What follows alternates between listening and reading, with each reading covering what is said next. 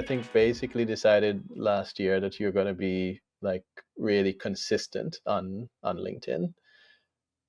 Yes. What would you say have been the biggest benefits to you, and your personal brand, but even also potentially for the company, right?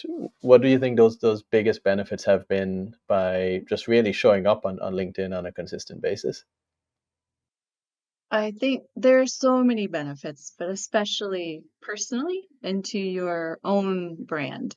And, when I made that decision 1 year ago or so, I decided, I'll post one time per week, which isn't a huge dedication of time or anything, but even the impact of that has been astounding. I've grown over 10,000 followers in 1 year, which I know that's not huge compared to some of the other creators, but for posting once per week, I think that's pretty good. And just the network I've built, having peers, outside of my company to just bounce ideas off of, to talk communication, share ideas, having that extended network that I didn't have before. I mean, that's very helpful in and of itself. But then for the personal brand, I mean, I've had so many opportunities to speak, to be on podcasts, be quoted in articles, you name it. But those channels, those mediums, they can't find you if you're not active on LinkedIn, if you're not doing anything, right? So I think Yeah. being able to share your expertise, be seen as more of a thought leader, I mean, that there's literally no downside to that. I think the biggest takeaway is people should really start building their brand before they need it, right? So many people, they lose their job or, they're in a tough place and then they decide to get active on LinkedIn. But really, you need to do that well before that time. So you're always prepared. Yeah, I couldn't agree more. Like, I think it's huge opportunity there. And I mean, even if we talk about executives, if we talk about someone in comms who, being strategic, it's an amazing way to take your executive team or your CEO, right, and help them build their own personal brand, which really in turn helps build the brand of the company, especially on that executive level as well. Yeah, I think you're exactly right. And I think there's 2 points to that too. As a comms leader, you don't want to be one of those people just telling your executives what to do without doing it yourself, right? So you can kind of be the case study. If you start being active on LinkedIn yourself, then you can share those results or have your executives see that success. And for those that are kind of on the fence, which is often a lot of them, it helps convince them, right? So I think that's one part, helping convince your executives if they're not all in. And then, the second part, like you said, so many people are researching the CEOs before joining a company. I mean, I've seen some research, it's over 80% of people are researching a CEO while interviewing with a company. And then, that's just prospective employees, right? But your current employees, they're on there, they want to engage directly with the CEO, kind of understand their thoughts. The investors are looking, customers, potential customers, like every stakeholder internally and externally is looking to see if the CEO is active on LinkedIn. And right, like whether you're showing up or not, they're still looking for you. So you might as well use that as another direct channel to all those stakeholders and actually make sure that your message is shared the way you want to. So I think it's a positive, obviously it needs to complement, your earned media strategy and other strategies, but it's a way to directly reach your stakeholders without having to, you know, um, without having to kind of convince those media publications or pitch them to get you in their publication.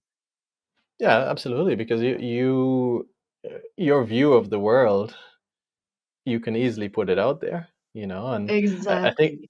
I think that should be like standard for like an executive, especially a CEO, is linked to a LinkedIn presence. but also, I mean, to go one step further, also probably like a personal website, right? Because just Right. for stuff like SEO, etc., right?